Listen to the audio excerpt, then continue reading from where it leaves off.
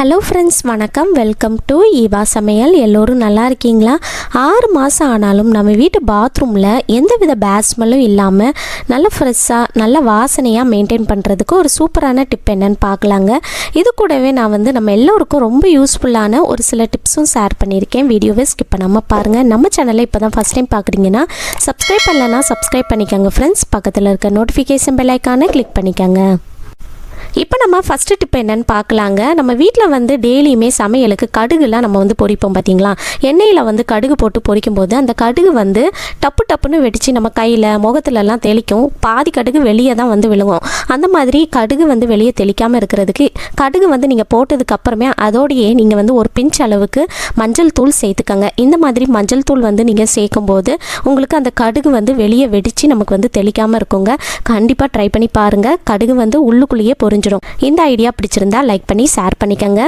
இப்போ நம்ம அடுத்த டிப் என்னன்னு பார்க்கலாங்க. நம்ம வீட்டில் நிறைய முட்டை வாங்கி ஸ்டோர் பண்ணி யூஸ் பண்ணுவோம் இல்லையா? அடிக்கடி நம்ம முட்டை சாப்பிடுவோம்.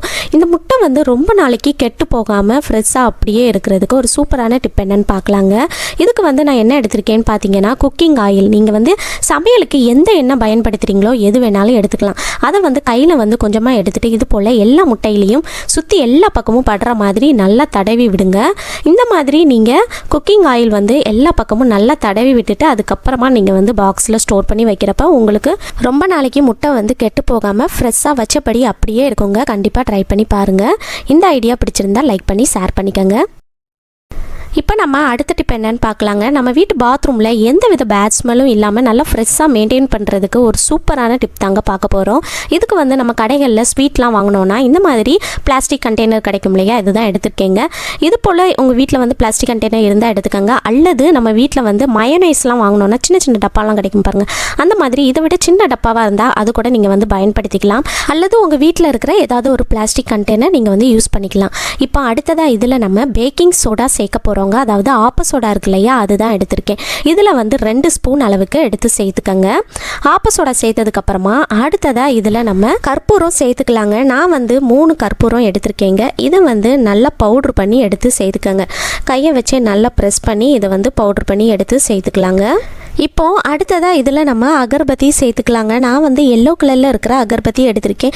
இதே போல் கருப்பு கலரில் இருக்கும் பாருங்கள். அந்த மாதிரி கருப்பு கலரில் இருக்கிற அகர்பத்தி உங்கள் வீட்டில் வச்சுருக்கீங்க அப்படின்னா அது வேணாலும் நீங்கள் யூஸ் பண்ணிக்கலாங்க.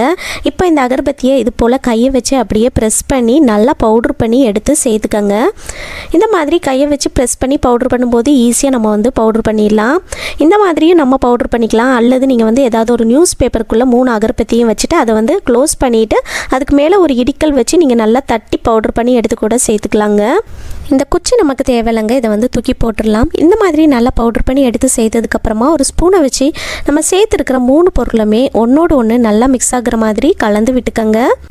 நம்ம கடைகளில் அதிக காசு கொடுத்து ஓடோனில் அந்த மாதிரி நிறைய ஏர் ஃப்ரெஷ்னர்லாம் வாங்கி நம்ம வீட்டில் யூஸ் பண்ணுவோம். அந்த மாதிரி நம்ம வீட்டு பாத்ரூமில் யூஸ் பண்ணுறப்ப 1 மாதத்துக்குள்ளேயே நமக்கு சீக்கிரமாக அது தீந்துருங்க. ஸோ நம்ம அடிக்கடி அதை வாங்கி யூஸ் பண்ண வேண்டியிருக்கும். அந்த மாதிரி இல்லாமல் வீட்டில் இருக்கிற பொருளை வச்சு ஈஸியாக இது போல் நம்ம ரெடி பண்ணிடலாங்க. வீட்டில் பாத்ரூமில் எந்த வித பேட் ஸ்மெல்லும் இல்லாமல் நல்லா ஃப்ரெஷ்ஷாக மெயின்டைன் பண்ண முடியும். நல்ல வாசனையாக இருக்கும். நம்மளோட மணியும் சேவ் ஆகுங்க. இப்போ அடுத்ததாக இதை நம்ம க்ளோஸ் பண்ணிவிட்டு ஒரு கத்தியை நல்ல நெருப்பில் வாட்டி சூடு பண்ணிக்கோங்க. சூடு பண்ணிவிட்டு இது போல் சுற்றி ஓட்டை போட்டு எடுத்துக்கோங்க.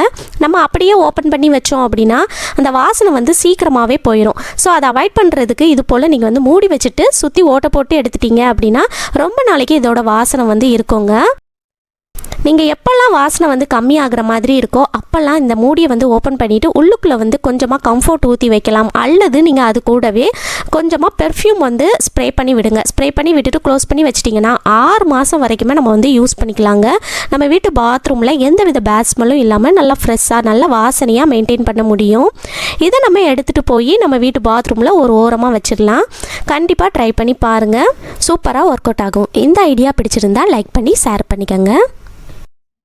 இப்போ நம்ம அடுத்த டிப் என்னன்னு பார்க்கலாங்க. ஒரு டிஷ்யூ பேப்பர் அல்லது ஒரு நியூஸ் பேப்பர் எடுத்து கீழே விரிச்சிக்கோங்க.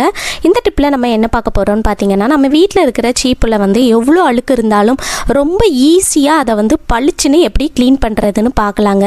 நான் அழுக்காக இருக்கிற 2 சீப் எடுத்திருக்கேங்க. பாருங்கள் எவ்வளோ அழுக்காக இருக்குன்னு.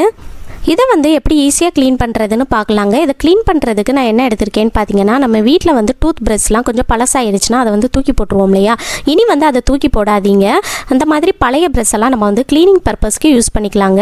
நீங்கள் இது போல் தனியாக எடுத்து வச்சுட்டு இது போல் சீப்பெல்லாம் க்ளீன் பண்ணுறதுக்கு நீங்கள் வந்து யூஸ் பண்ணிக்கலாம். இந்த மாதிரி ப்ரஷ்ஷை வச்சு நம்ம அழுக்காக இருக்கிற அந்த சீப்பில் வந்து முன் பக்கம் பின் பக்கம் இது போல் தேய்ச்சி விடுறப்ப எவ்வளோ அழுக்கு இருந்தாலும் அந்த அழுக்கு எல்லாமே ஈஸியாக நமக்கு வந்து வந்துருங்க. நான் எதுக்காக அடியில் வந்து டிஷ்யூ பேப்பர் வச்சுருக்கேன்னு பார்த்தீங்கன்னா, நான் உங்களுக்கு லாஸ்ட்டில் எவ்வளோ அழுக்கு வந்திருக்குன்னு காட்டுறேன் பாருங்கள். ரொம்ப ஈஸியாக அந்த அழுக்கு எல்லாத்தையுமே ரிமூவ் பண்ணிடலாங்க. ரொம்ப கஷ்டப்பட்டு கைவலிக்க தேய்ச்சி க்ளீன் பண்ணணும்லாம் அவசியமே இல்லைங்க. லைட்டாக இது போல் நீங்கள் அழுக்காக இருக்கிற சீப்பில் வந்து தேய்ச்சிங்கனாலே ஈஸியாக அந்த அழுக்கு எல்லாமே வந்துடுங்க. வாரத்துக்கு ஒரு தடவை உங்கள் வீட்டில் சீப்பை வந்து இந்த மாதிரி நீங்கள் க்ளீன் பண்ணிங்கனாலே போதுங்க. உங்கள் வீட்டு சீப்பில் அழுக்கு சேரவே சேராதுங்க. அழுக்காக இருக்கிற சீப்பை வந்து நம்ம அப்படியே யூஸ் பண்ணோம் அப்படின்னா நமக்கு தலையில் வந்து பொடுகு இல்லைனாலும் பொடுகு வந்து சீக்கிரமாக வந்துடுங்க. பொடுகு வந்துருச்சு அப்படின்னாலே ஆட்டோமேட்டிக்காக நமக்கு வந்து முடி அதிகமாக கொட்ட ஆரம்பிக்குங்க. ஸோ அதை அவாய்ட் பண்ணுறதுக்கு வாரத்துக்கு ஒரு தடவை சீப்பை வந்து இந்த மாதிரி க்ளீன் பண்ணி சுத்தமாக வச்சுக்கோங்க. அதே போல் நம்ம வீட்டில் எல்லாருமே தனித்தனியாக சீப்பை வச்சுக்கிறது நல்லதுங்க. ஒருத்தங்க யூஸ் பண்ணுற சீப் வந்து இன்னொருத்தங்க யூஸ் பண்ணக்கூடாதுங்க. ஏன்னா ஒருத்தங்களுக்கு வந்து பொடுகு இருக்குது அப்படின்னா அவங்க யூஸ் பண்ணுற சீப் வந்து நம்ம யூஸ் பண்ணும்போது நமக்கு பொடுகு இல்லைனாலும் நமக்கும் பொடுகு வந்துருங்க. ஸோ தனித்தனியாக நம்ம வந்து சீப்பு யூஸ் பண்ணுறது நல்லது. இந்த மாதிரி செய்கிறப்ப நமக்கு பொடுகு பிரச்சனையும் இருக்காது. அது மட்டும் இல்லாமல் நமக்கு முடி உதிர்வதையும் தடுக்கலாங்க. பாருங்கள் ஃப்ரெண்ட்ஸ், நான் வந்து தேய்க்கவே எவ்வளோ அழுக்கு வந்திருக்குன்னு. இப்போ நான் இந்த சீப்பில் வந்து எல்லா பக்கமும் நல்லா தேய்ச்சி விட்டுட்டேங்க. 2 சீப்பும் நம்ம வந்து க்ளீன் பண்ணி எடுத்துட்டோம். ரொம்ப ஈஸியாக நீங்கள் வந்து க்ளீன் பண்ணிடலாம். இப்போ இந்த டிஷ்யூ பேப்பரை பாருங்கள், உங்களுக்கு பார்க்கும்போதே தெரியும்னு நினைக்கிறேன் எவ்வளோ அழுக்கு வந்திருக்குன்னு. இப்போ இந்த டிஷ்யூ பேப்பரை நீங்கள் அப்படியே கசக்கி நீங்கள் குப்பையில் போட்டுடலாங்க. இப்போ நம்ம ஃபஸ்ட்டு ஸ்டெப் வந்து கம்ப்ளீட் பண்ணிட்டோங்க. அடுத்த ஸ்டெப் என்னென்னா, இதை வந்து ஷாம்பு யூஸ் பண்ணி நம்ம வந்து க்ளீன் பண்ணிக்கலாங்க. நம்ம என்ன தான் நம்ம வந்து ப்ரஷ் போட்டு அந்த அழுக்கெல்லாம் ரிமூவ் பண்ணாலும் இன்னும் கொஞ்சம் அழுக்கு இருக்கிற மாதிரி இருக்குது அப்படின்னா அதை வந்து நம்ம ஷாம்பு யூஸ் பண்ணி க்ளீன் பண்ணுறப்ப அந்த அழுக்கு எல்லாமே ஈஸியாக ரிமூவ் ஆயிருங்க. நம்ம ப்ரஷ்ஷை வந்து லைட்டாக தண்ணியில் நனைச்சிட்டு இது போல் சீப்பில் வந்து ஃப்ரண்ட் அண்ட் பேக் எல்லா பக்கமும் நல்லா தேய்ச்சி விடுங்க. இந்த மாதிரி நீங்கள் தேய்ச்சி எடுக்கும்போது நமக்கு சீப்பு வந்து நல்ல பளிச்சுன்னு புதுசு மாதிரி ஆயிருங்க. நீங்கள் கடையில் வாங்கிட்டு வந்தால் எந்த அளவுக்கு புதுசாக இருக்குமோ அது போல் நமக்கு நல்ல பளிச்சுன்னு புதுசு போல் ஆயிருங்க. ஒரு பொட்டு கூட அழுக்கு இருக்காது. பாருங்கள், நம்ம வந்து க்ளீன் பண்ணி எடுத்துட்டோம். எந்த அளவுக்கு நல்லா பளிச்சுன்னு சுத்தமாயிருச்சுன்னு. கண்டிப்பாக உங்கள் வீட்டு சீப்பை வந்து நீங்கள் வாரத்துக்கு ஒரு தடவை இது போல் க்ளீன் பண்ணி பாருங்கள். ரொம்ப ஈஸியாக க்ளீன் பண்ணிடலாம். ட்ரை பண்ணி பாருங்கள். இந்த ஐடியா பிடிச்சிருந்தா லைக் பண்ணி ஷேர் பண்ணிக்கோங்க. இப்போ நம்ம அடுத்த டிப் என்னென்னு பார்க்கலாங்க. நம்ம வீட்டில் வந்து இது போல் ஒர்க் வச்ச ட்ரெஸ்லாம் நிறைய வாங்கி யூஸ் பண்ணுவோம். சமைக்கு நிறைய வச்சுருக்கோம். ஸ்டோன் ஒர்க் வந்து நிறைய வச்சுருக்கோம் இல்லையா.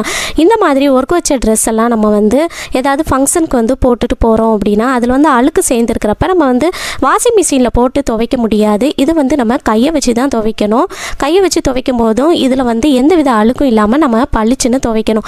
அந்த மாதிரி அழுக்கு இல்லாமல் நம்ம வந்து எப்படி வந்து பளிச்சுன்னு துவைக்கிறது தான் பார்க்க போகிறோங்க. ரொம்ப ஈஸியாக நம்ம இது போல் ஒர்க் வச்ச ட்ரெஸ் எல்லாம் துவைச்சிடலாம். அது எப்படின்னு பார்க்கலாங்க. உங்கள் வீட்டில் இருக்கக்கூடிய குழந்தைங்களோட ஸ்டோன் ஒர்க் வச்ச ஃப்ராக்கு, சுடிதாரு, சாரீ, ப்ளவுஸு எல்லாமே நீங்கள் வந்து துவைக்கலாங்க. நான் வந்து சுடிதாரும் ஒரு ப்ளவுஸும் தான் எடுத்திருக்கேங்க. இதை நம்ம எப்படி ஈஸியாக துவைக்கிறதுன்னு பார்க்கலாம். இதுக்கு வந்து நான் வந்து இது போல் ஒரு சின்ன பவுல் எடுத்திருக்கேன். உங்கள் வீட்டில் இருக்கிற ஏதாவது ஒரு பிளாஸ்டிக் கண்டெய்னர் ஒரு பவுல் எடுத்துக்கோங்க. சமையலுக்கு பயன்படுத்தாத ஏதாவது ஒரு அகலமான சின்ன பாத்திரம் எடுத்துக்கோங்க. அடுத்ததாக இதில் நம்ம ஷாம்பு சேர்க்க போகிறோங்க. நான் வந்து பேண்டீன் ஷாம்பு எடுத்திருக்கேன். நீங்கள் என்ன ஷாம்பு யூஸ் பண்ணுறீங்களோ எது வேணாலும் சேர்த்துக்கலாம். இதில் வந்து 1 ஸ்பூன் அளவுக்கு எடுத்து சேர்த்துக்கலாங்க. உங்கள் வீட்டில் அந்த 1 ரூபா ஷாம்பு இருக்குது பாருங்கள், சின்ன பேக்கெட் ஷாம்பு வச்சுருந்தீங்க அப்படின்னா அதில் வந்து நீங்கள் 1 பேக்கெட் ஷாம்பு வந்து சேர்த்துக்கலாங்க. இப்போ அடுத்ததாக இதில் நம்ம பேக்கிங் சோடா சேர்க்க போகிறோம். அதாவது ஆப்ப சோடா இருக்கு இல்லையா, அதுதான். இதில் வந்து ஒரு 1/2 டீஸ்பூன் அளவுக்கு எடுத்து சேர்த்துக்கோங்க. இப்போது அடுத்ததாக இதில் நம்ம என்ன சேர்க்க போகிறோம்னு பார்த்தீங்கன்னா, ஒரு எலுமிச்சை பழத்தை பாதியாக கட் பண்ணி எடுத்துருக்கேங்க. இதுக்குள்ளே இருக்கிற அந்த விதையை வந்து ரிமூவ் பண்ணி எடுத்துகிட்டு இதோட சாரை வந்து பிழிஞ்சு எடுத்து சேர்த்துக்கலாம். நமக்கு வந்து இந்த முழு எலுமிச்சப்பழ சாரும் தேவைப்படாது. 1 ஸ்பூன் அளவுக்கு நீங்கள் எலுமிச்சப்பழ சாறு வந்து சேர்த்திங்கனாலே போதுங்க. இப்போது அடுத்ததாக இதில் ஒரு 1/2 கப் அளவுக்கு தண்ணி சேர்த்துக்கலாங்க. தண்ணி சேர்த்துட்டு ஒரு ஸ்பூனை வச்சு எல்லாமே ஒன்றோடு ஒன்று நல்லா மிக்ஸ் ஆகிற மாதிரி கலந்து விட்டுக்கோங்க. எல்லாம் நல்லா மிக்ஸ் ஆகி நல்லா நுரைச்சி வருங்க. அந்த அளவுக்கு நீங்கள் நல்லா கலந்து விட்டுக்கோங்க. இப்போ பாருங்கள் ஃப்ரெண்ட்ஸ், இது வந்து நல்லா நுரைச்சி வந்திருக்கு. இந்த அளவுக்கு நல்லா மிக்ஸ் பண்ணி எடுத்துக்கோங்க. அவ்வளோதான், நம்மளோட சூப்பரான க்ளீனிங் லிக்யூட் ரெடி ஆயிடுச்சு. இப்போ இப்போ அடுத்ததாக நம்ம வந்து துவைக்க ஆரம்பிச்சிடலாங்க. ஒரு அகலமான வாளி அல்லது ஒரு அகலமான டப் எடுத்துக்கோங்க. இதில் வந்து நான் வந்து 3/4 அளவுக்கு தண்ணி சேர்த்துருக்கேங்க. தண்ணி சேர்த்துட்டு நம்ம ரெடி பண்ணி வச்சுருந்த அந்த லிக்யூடை வந்து உள்ளுக்குள்ளே சேர்த்துக்கலாங்க. சேர்த்துட்டு நம்ம இதை வந்து கையை வச்சு நல்லா மிக்ஸ் பண்ணி விட்டுடலாம். இந்த மாதிரி நல்லா மிக்ஸ் பண்ணி விட்டுட்டு அதுக்கப்புறமா நம்ம எடுத்து வச்சுருந்த ட்ரெஸ்ஸை வந்து இதுக்குள்ளே வந்து சேர்த்துடலாங்க. நம்ம ரெடி பண்ணி வச்சுருந்த லிக்யூடில் நீங்கள் தாராளமாக 10லேருந்து 15 ட்ரெஸ்ஸு துவைக்கலாங்க. எந்தவித அழுக்கும் இல்லாமல் நம்ம ஈஸியாக பளிச்சுன்னு துவைச்சிடலாங்க. சாரீ, ப்ளவுஸு, சுடிதாரு, ஃப்ராக்குன்னு ஒர்க்கு வச்ச எந்த ட்ரெஸ்னாலும் நீங்கள் இது போல் துவைக்கலாங்க. நல்லா பளிச்சுன்னு துவைச்சி கிடைக்கும். இந்த மாதிரி நீங்கள் துணியை உள்ளுக்குள்ளே சேர்த்துட்டு இந்த மாதிரி அந்த தண்ணியில் வந்து நல்லா ப்ரெஸ் பண்ணி விடுங்க. பொதுவாக நம்ம வீட்டில் வந்து துணிலாம் கையில் வந்து துவைக்கிறோம் அப்படின்னா அரை மணி நேரமாவது தண்ணியில் வந்து ஊற வச்சு துவைப்போம் இல்லையா? அந்த மாதிரி அரை மணி நேரம்லாம் ஊற வைக்கணும்னு அவசியம் இல்லைங்க. ஒரு 10 நிமிஷம் மட்டும் நீங்கள் வந்து ஊற விட்டிங்கனாலே போதும். 10 நிமிஷம் நல்லா ஊறினதுக்கப்புறமா சைடில் வந்து இன்னொரு பக்கெட் வச்சுருக்கேங்க. இதில் வந்து ஒரு அரை பக்கெட் அளவுக்கு தண்ணி சேர்த்துருக்கேன். தண்ணி சேர்த்துட்டு அதுக்கப்புறமா இந்த ட்ரெஸ்ஸை வந்து நம்ம எடுத்து இந்த பக்கெட்டில் சேர்த்துக்கலாம். நம்ம கையை வச்சுலாம் துணி துவைக்கும் போது பார்த்தீங்கன்னா 2-3 தண்ணிலையாவது துணியை வந்து அலசுவோம் இல்லையா? அந்த மாதிரி 2-3 தண்ணியில் அலசணும்லாம் அவசியமே இல்லைங்க. நீங்கள் 10 நிமிஷம் ஊற வச்சதுக்கப்புறமா ஒரு தண்ணியில் நீங்கள் வந்து அலசி எடுத்திங்கனாலே போதுங்க. அதில் இருக்கிற அழுக்கு எல்லாமே ஈஸியாக போயிடுங்க. அது மட்டும் இல்லாமல் நம்ம வந்து இந்த மாதிரி கை வச்சு துணி துவைக்கும் போது கை வலிக்க நம்ம வந்து போட்டு கும்மி நம்ம வந்து அலசுவோம் இல்லையா? அந்த மாதிரி நம்ம வந்து கும்மி அலசணும்லாம் அவசியமே இல்லைங்க. இது போல் நீங்கள் தண்ணிக்குள்ளே அப்படியே நல்லா முக்கி எடுத்துட்டு அதுக்கப்புறமா நீங்கள் வந்து லைட்டாக அப்படியே பிழிஞ்சு எடுத்து நம்ம வீட்டில் வந்து காய போட்டுடலாங்க. நம்ம இதில் வந்து பேக்கிங் சோடா, எலுமிச்சை சாறுலாம் சேர்த்துருக்கிறதுனால இதில் இருக்கிற அழுக்கு எல்லாமே ஈஸியாக ரிமூவ் ஆகிடுங்க. அது மட்டும் இல்லாமல் நம்ம இதில் ஷாம்பு சேர்த்துருக்கிறதுனால நல்ல வாசனையாக இருக்குங்க. கண்டிப்பாக ட்ரை பண்ணி பாருங்கள். இப்போ நம்ம அடுத்த டிப் என்னன்னு பார்க்கலாங்க. நீங்கள் வந்து பிகினராக இருக்கீங்க அப்படின்னா அப்பளம் பொரிக்கிறதுக்கு நமக்கு கொஞ்சம் பயம் இருக்கும் இல்லையா? கையில் வந்து எண்ணெய் தெளிச்சிடுமோ அப்படிங்கிற பயம் இருக்கும். இனி வந்து அந்த மாதிரி பயப்படணும்னு அவசியமே இல்லை. நான் சொல்கிற மாதிரி நீங்கள் ட்ரை பண்ணி பாருங்கள். ரொம்ப ஈஸியாக அப்பளம் பொரிச்சிடலாம். இந்த மாதிரி ஒரு ஃபோர்க் எடுத்துக்கோங்க. அந்த ஃபோர்க்கோட அந்த ஃபஸ்ட்டில் இருக்கிற கேப் இருக்குது பாருங்கள், அதுக்குள்ளே வந்து இந்த மாதிரி அப்பளத்தை வந்து சொருகிட்டு அந்த லாஸ்ட்டாக இருக்கிற கேப்லேயும் சேர்த்து சொருகிக்கங்க. பாருங்கள், பார்க்குறதுக்கு இந்த மாதிரி தான் இருக்கும். இதுக்கப்புறமா எண்ணெய் வந்து நல்லா சூடானதுக்கப்புறமா நம்ம வந்து அப்படியே அந்த ஃபோர்க்கை வந்து அந்த எண்ணெய்க்குள்ளே அப்படியே முக்கிட்டாலே போதுங்க. நமக்கு ஈஸியாக அந்த அப்பளத்தை வந்து பொரித்து எடுத்துடலாம். பாருங்கள் எவ்வளோ ஈஸியாக நம்மளால் பொரிக்க முடியுதுன்னு.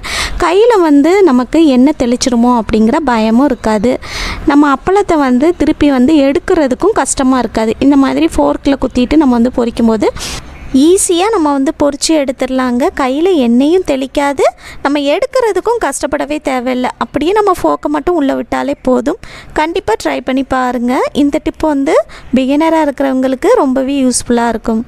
ஓகே ஃப்ரெண்ட்ஸ், இந்த வீடியோ உங்களுக்கு ரொம்பவே யூஸ்ஃபுல்லாக இருந்திருக்கும்னு நினைக்கிறேன். ஏதாவது ஒரு டிப்பாவது உங்களுக்கு ரொம்பவே பயனுள்ளதாக இருந்திருக்கும்னு நினைக்கிறேன். பிடிச்சிருந்துச்சுன்னா லைக் பண்ணிக்கோங்க. உங்கள் ஃப்ரெண்ட்ஸ் அண்ட் ஃபேமிலி மெம்பர்ஸ் கூட ஷேர் பண்ணிக்கோங்க. நம்ம சேனலை இப்போ தான் ஃபஸ்ட் டைம் பார்க்குறீங்கன்னா சப்ஸ்கிரைப் பண்ணலன்னா சப்ஸ்கிரைப் பண்ணிக்கோங்க. பக்கத்தில் இருக்க நோட்டிஃபிகேஷன் பெல் ஐக்கானை கிளிக் பண்ணிக்கோங்க. தேங்க்யூ.